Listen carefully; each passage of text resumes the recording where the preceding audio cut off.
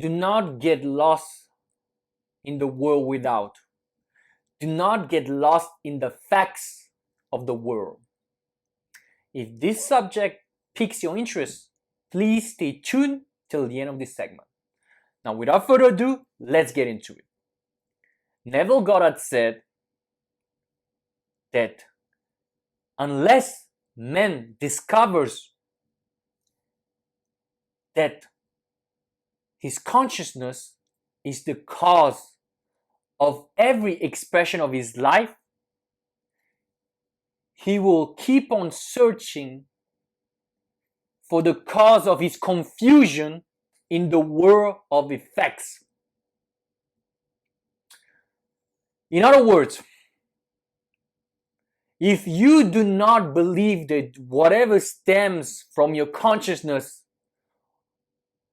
is a result of what you have cultivated in your consciousness, what you have imagined yourself to be, deliberately or not, you will keep on reacting to the world. And you will always look for reasons to why this is happening and why is this not happening. You will look at the world of facts, of effects. You will think, I did not get this because this is too difficult, because I am not worthy of this. I am not capable of doing this because this is too hard. This and that and this and that. So we'll be looking at the world. And because we have been conditioned by our bringing, by our conditioning, by what we read, by everything, to believe that those are the facts. And if we do not feel that we can go against the facts and transcend those facts, we will not be able to get what we want. That's what Neville Goddard means when he said that we are at the mercy of the effects, of the facts, of the world without, because we think that the outside circumstances will decide if we get or do not get what we want, if we have or do not have what we want. We are victims and slaves, as Neville Goddard said, of the outside, of the facts. We are not masters of our consciousness. We have to realize that first and foremost, our consciousness is the cause of whatever we see in the world without. First and foremost, as the Buddha said, the mind is the forerunner of all things. That's number one. Now, we need not to be slaves of our consciousness and let things unfold deliberately or not, because we have not taken mastery over our own consciousness. And it comes through practice and through deliberate intent. So once we understand that first and foremost, consciousness is the cause of what we're seeing in our world without, we can take the reins and we can decide solemnly that we are going to be master of our consciousness, which means, as Neville Goddard likes to say, we are God of our own reality. If this seems too far-fetched, if this seems like an exaggerated claim, see it this way. The Buddha said that the mind is the forerunner of all things. And I know I repeat myself a lot and I say this a lot, but it is true nonetheless. I heard this when I was 12 years old and I still stand by it. The mind is the forerunner of all things and you are the God. I am a God of my own reality. Neville Goddard said we cannot see outside of the construct of our own consciousness. Therefore, we need to be masters and not slaves of our consciousness. So what we imagine ourselves to be is what will unfold. Let me repeat this and add something else. What we imagine ourselves to be and sustain it for a period of time with our attention is what will unfold in our 3D world.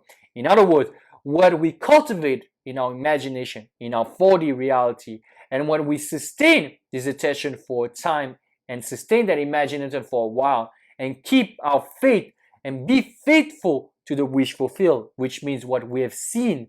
And faith means what? Believing in the unseen, which means seeing the unseen as if the seen is already here to see in our 3D reality. We see it in our imagination as clearly as we can possibly master. And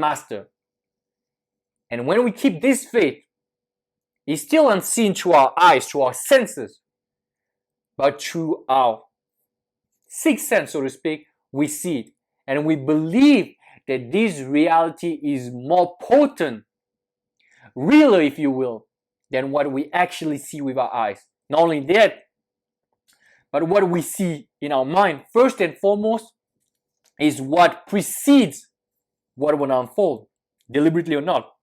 That's why it is important not to look at the facts, not to react to the world, but to go deep inside and tell ourselves and understand this concept that I am the God of my reality. When Neville Goddard said this, it was not something to motivate or to inspire. Yes, the result might be inspiration and motivation, but the real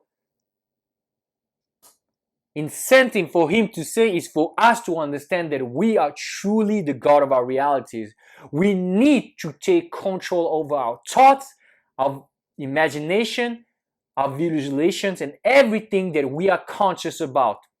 Because what we are conscious about will have a result and will impress the subconscious mind, and therefore it will be translated as something in our reality. So we do not tread lightly. We do not guard the mind lightly. We are guardians of the fortress of our mind, and we decide what we dwell on and what we do not dwell on. We decide where we focus our awareness and our attention and where we are not, because we understand that what we focus on will grow and will be magnified by the mind and the subconscious mind more clearly. That's all for today. Remember, that's a very important concept. We are the gods of our own reality, and we cannot see outside of the construct of our own reality. So do not look for answers outside of yourself. And yes, it might change your life completely. You probably will if you really get into it. But it can change it for the much better. Trust me. Thank you so much for listening. I'm Sebastian, Mindset, Manifestation, and Meditation Coach. If you want more content like this, please like, share, and subscribe. If you want more of my guidance, please check the description in box below. Thank you so much for listening, and I'll see you very soon.